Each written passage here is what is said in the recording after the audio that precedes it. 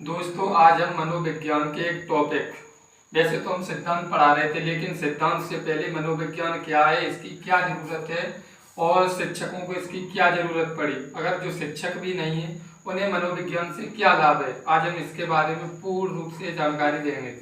तो सबसे पहले मनोविज्ञान, जैसे जैविक जो है बाल विकास को ही कहते हैं मनोविज्ञान, बाल मनोविज्ञान या बाल शिक्षा शास्त्र। तो मनोविज्ञान की आधारशिला, मनोविज्ञान मोटे अंदाज में कह सकते हो मनोविज्ञान क्या है, मन का विज्ञान। इसके बाद कुछ वैज्ञानिक आए, वो बोले मन का नहीं आत्मा का विज्ञान होता है। कुछ वैज्ञानिक और आए, बोले आत्मा का नहीं चेतना का विज्ञान होता है। उसके बाद कुछ और वैज्ञानिक आए, वो बोले चेतना का नहीं व्यवहार का विज्ञान होता है। ये बातें सब लिखी है, थोड़ी देर में हम सब बताएंगे। ठीक, तो सबसे पहले बताएंगे मनोविज्ञान है क्या। व्यक्ति के आंतरिक भावनाओं को जानने के लिए, व्यक्ति की आंतरिक शक्तियों को जानने के लिए जो शरीर में चेतना विकसित होती है, उसके हाव को देखकर हमारे अंदर, या दूसरा जैसे कोई व्यक्ति है जो बिना बताए उसकी जानकारी अपने पास लेना, वही तो है मनोविज्ञान। दूसरे की मन की समझना मनोविज्ञान कहलाता है। कह सकते हो मनोविज्ञान मनुष्य की तीसरी आंख होती है। जैसे सामान्य आंख से तो मनुष्य का शरीर दिखाई देता है, जीव जंतु दिखाई देते हैं, लेकिन मनोविज्ञान ये तीसरी आंख ऐसे उसके आंतरिक शक्तियां दिखाई देती हैं।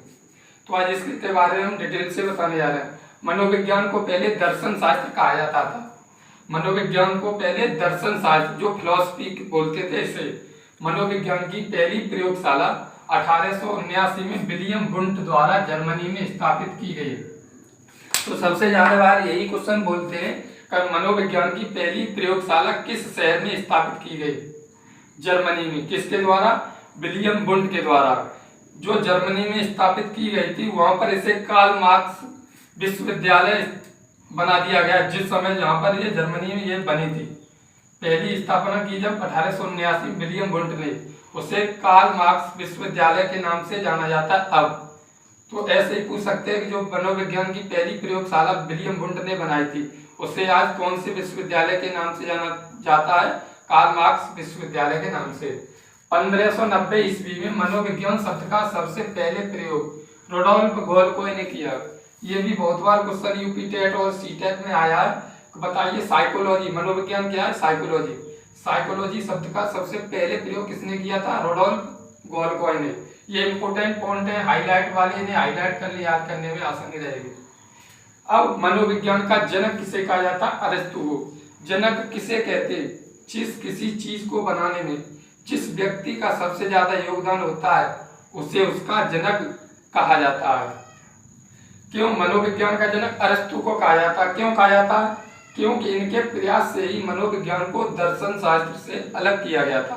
पहले दर्शन शास्त्र मानते थे, मनोविज्ञान नहीं जानते थे, लेकिन इनके प्रयास थे कि इन्होंने ही क्या किया, मनोविज्ञान को दर्शन शास्त्र से अलग किया। अब विलियम जेम्स को भी मनोविज्ञान का जनक कहते हैं।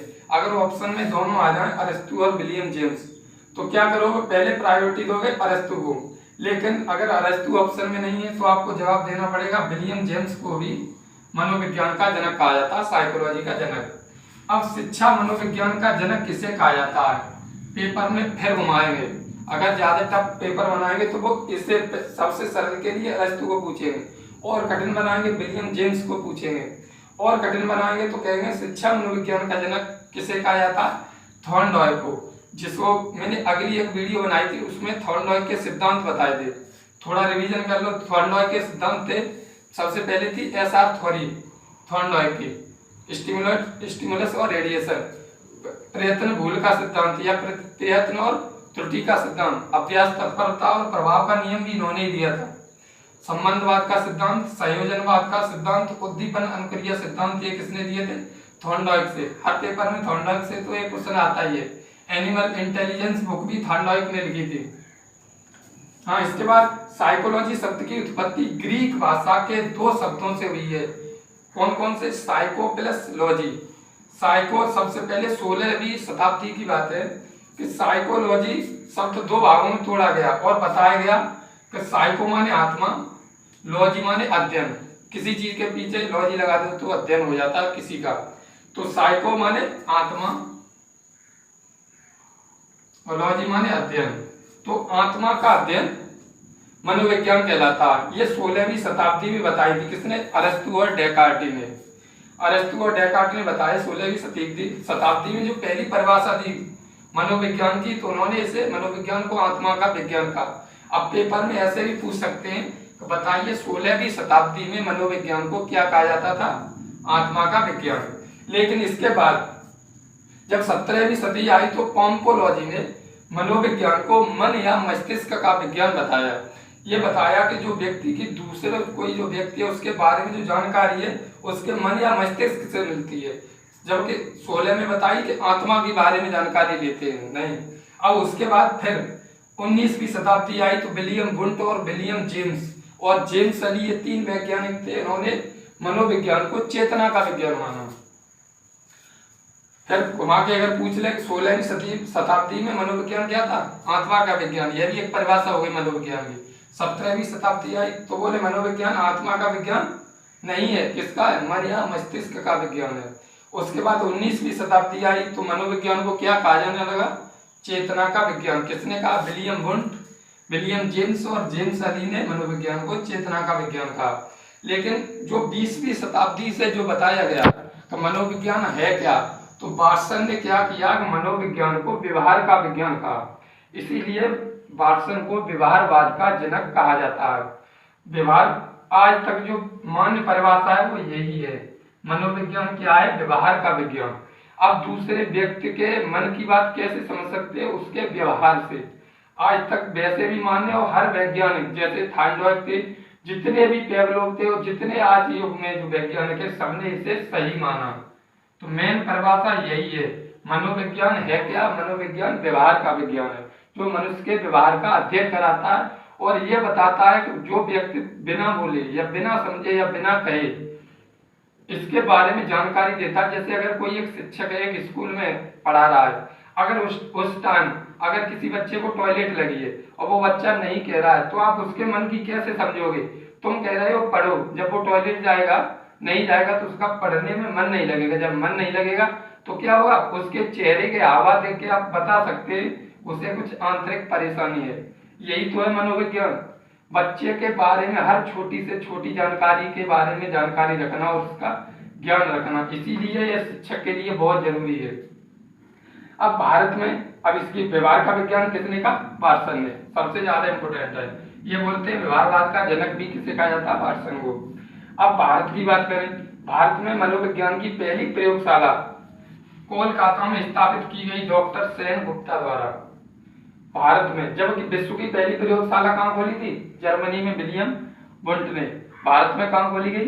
कलकत्ता में। किसने खोली? डॉक्टर सेन गुप्ता ने। ठीक। अब भारत में खोली, लेकिन अमेरिका में भी है। अमेरिका की जो पहली प्रयोगशाला किसकी? मनोविज्ञान की। अमेरिका में मनोविज्ञान की पहली प्रयोगशाला किसने खोली? स्टैनले हॉल ने सबसे पहले एडोल्फ सेंस जो सबसे पहले बच्चों के बारे में नियम बताए। ये वैसे भी बहुत फेमस वैज्ञानिक थे स्टैनले हॉल। इन्होंने जो बालक होते हैं जैसे पूर्वावस्था सबसे पहले शुरू है, जैसे शैशवावस्था, बाल्यावस्था और जो सबसे 12 से 18 साल की एज होती है, इसके बारे में स्टैनले हॉल ने बताया था। इसी के बारे में सबसे ज्यादा जब बच्चे 12 से 18 साल के हो जाते हैं तो उसके क्या क्या लक्षण होते हैं, क्या क्या। एडोल्फ सेंस जो बुक लिखी थी स्टैनले हॉल ने लिखी थी।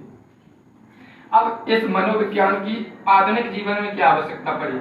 जैसे किसी व्यक्ति को अपना घर चलाने के लिए, अपने संतानों का रखरखाव करने के लिए, उनके हावा देखने, उनके क्षमता के अनुसार उन्हें किस प्रकार से क्या करें, कैसा करें और वो किस क्षेत्र में आगे हो सकते हैं, उन सब के बारे में जानकारी रखने के लिए मनोविज्ञान बहुत ही आवश्यक है। एक शिक्षक के लिए ये अनिवार्य टॉपिक इसीलिए बनाया गया है कि टीचर को स्टूडेंट की हर छोटी से छोटी जानकारी के बारे में पूर्ण ज्ञान होना जरूरी है। आप समझे? अब इसके जैसे शुरुआत पूरे का अध्ययन करें। मनोविज्ञान क्या है? मोटी अंदाज में सबसे लास्ट मेन परिभाषा क्या कहो? मनोविज्ञान क्या है? व्यवहार का विज्ञान जो किसी व्यक्ति के व्यवहार के बारे में संपूर्ण जानकारी देता, बिना बोले, बिना कहे, बिना सुने, केवल बाहरी देखने से सब कुछ भेद खोल दे शरीर का, तो वो ही क्या है? मनोविज्ञान है। ठीक। अब मनोविज्ञान बिल्कुल शुरू से रिवीजन करा रहे हैं। मनोविज्ञान है क्या? 16वीं शताब्दी में क्या कहा था? मनोविज्ञान आत्मा का विज्ञान है।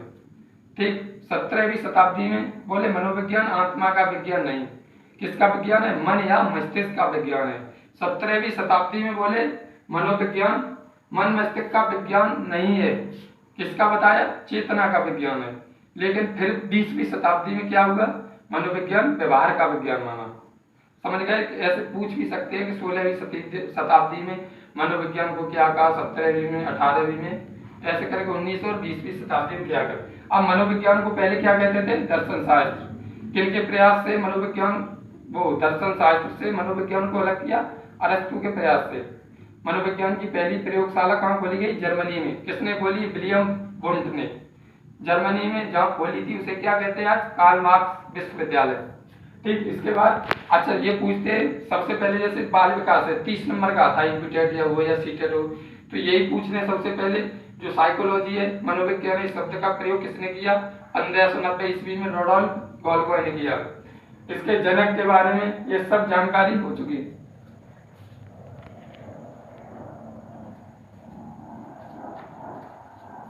अच्छा, कल से जैसे हम पढ़ा रहे थे एक सिद्धांत के बारे में, मैंने शुरू से ही बताया था कि लगभग 15 सिद्धांत थे बाल विकास में, और 15 सिद्धांत पर पूरी ये मनोविज्ञान टिकी है। अगर वो 15 सिद्धांत हो गए तो लगभग 80% ये कवर हो जाएगी।